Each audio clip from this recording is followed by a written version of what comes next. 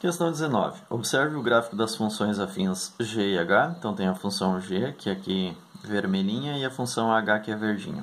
Sem fazer cálculos, estime qual das funções tem maior taxa de variação. Justifique sua resposta.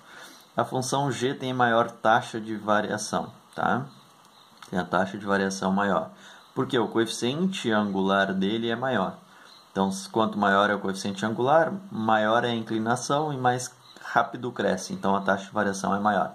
Então, a função g tem uma taxa de variação maior porque o coeficiente angular é maior. Esta inclinação da reta é maior do que esta inclinação da reta em relação ao eixo x. Ok? Então, esta é a resposta. A função g tem maior taxa de variação porque tem inclinação no gráfico maior que h. Inclinação em relação ao eixo x. Letra B. Calcule o coeficiente angular das retas que são os gráficos de g e h. E depois determine o coeficiente linear. Então, o que a gente vai fazer? A gente vai fazer e já vamos calcular as funções, né, a lei da função já, para as duas. E aí já responde a B e a C. Então, vamos lá.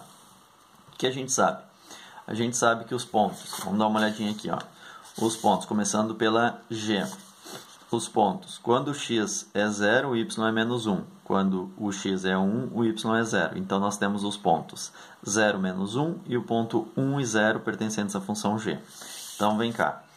Então, os pontos 0 e menos 1 e 1 e 0 pertencem à função g. Que tipo é a função g? É uma função afim, então é do tipo ax mais b. Então, 0 e menos 1 pertence à função g.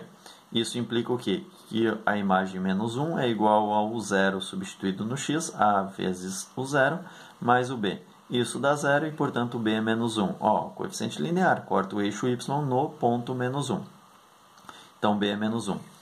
O ponto 1 e 0, x1 e y0, pertence também à função g. O que implica que 0, que é a imagem, é igual a vezes 1, menos 1.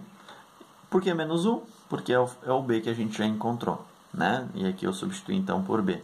Menos 1 vem para a minha esquerda, então a vezes 1 é a então é igual a 1. Menos 1 vai para a esquerda e fica positivo, então a é igual a 1.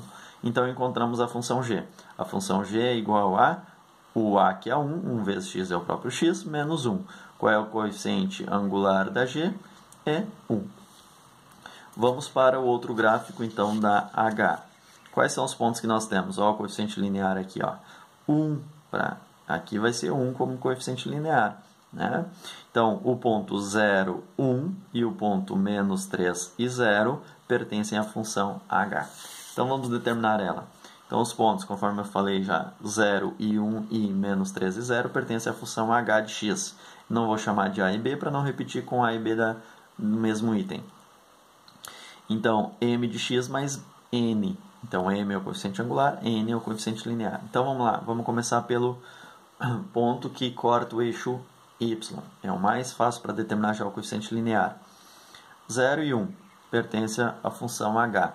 Isso implica o quê? O y vale 1, o x vale 0. Então, vamos substituir no lugar do x e do y. Então, vai ficar m vezes 0 dá m, então n é igual a 1. Então, n é igual a 1, ok. Menos 3 e 0 pertence à função h de x. Então, menos 3 vale para o x e o 0 para o y. Então, y é igual a m vezes o x, que é menos 3, mais o n. Mas quanto que é o n? O n é 1. Então, mais 1. Então, aqui vai ficar menos 3m. Vem para a minha esquerda, fica 3m positivo. O 3, então, divide o 1.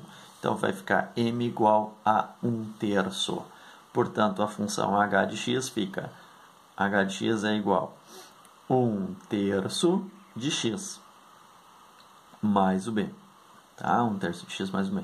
Coeficiente angular da h, 1/3. Então, a resposta desse item B. O que pedem o item B mesmo? Os coeficientes angulares. 1 e 3, 1 é da função g, 1/3 da função h, são os coeficientes angulares das retas g e h, respectivamente, porque esse é da g e esse é da h. Então, esses são os coeficientes angulares.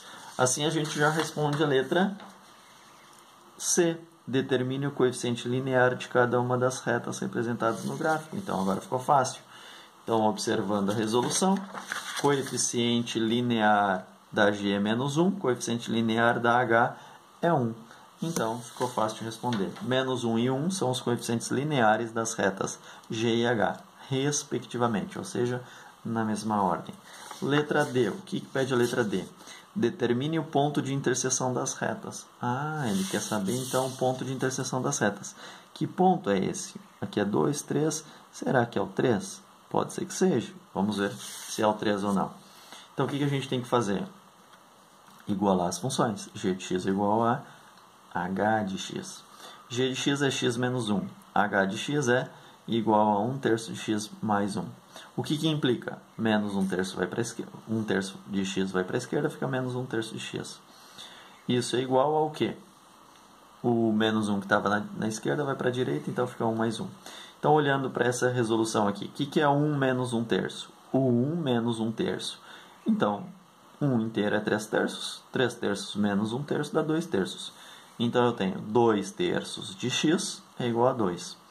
Então, esse 3 que está aqui dividindo vai lá e multiplica, vai ficar 3 vezes 2, 6. 6 agora vai dividir esse 2 e volta a ser 3. Então, x é igual a 3. De fato, é o 3.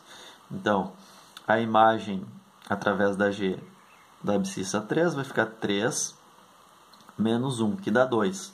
2 é 1 terço de 3. 3 dividido por 3 dá 1, mais 1 que dá 2, então. Ou seja, a imagem da G quando x é 3 é a mesma imagem da H quando x é 3. Qual é esse valor? Esse valor é o número 2. Esse é o número 2. Portanto, o ponto x igual a 3, y igual a 2 é o ponto de interseção das retas G e H. Então, aqui é 3 para x e 2 para y, de fato. Calculando, a gente conseguiu encontrar os valores. Letra E. Para quais valores de x tem-se h de x menor que g de x? Então, já descobrimos que esse aqui é o valor de 3. Essa é a interseção. Então, vamos analisar aqui. Então, para que valores de x? Vamos analisar. Qual é o do menos infinito até o 3? Quem é o gráfico que está abaixo? O g. O g está abaixo. Então, significa que o g é menor que o h. Porque o h está acima. Então, quanto mais acima, maior é o seu valor. Para que valores de x o h passa a ser agora inferior? Bom, no ponto de interseção. No ponto de interseção se inverteu as coisas. A função g que estava abaixo, ele passou a ser acima. A função h que estava acima passou a ficar abaixo. Então, quais são os valores de x? Tem-se que h é menor. Bom, a função h vai ser menor que a g quando x for maior que 3. Então, essa é a resposta. H de x, essa é a resposta formal. H de x é menor que g de x para x maior que 3. Então, resolvendo, analisando o gráfico, então temos a questão 19 respondida.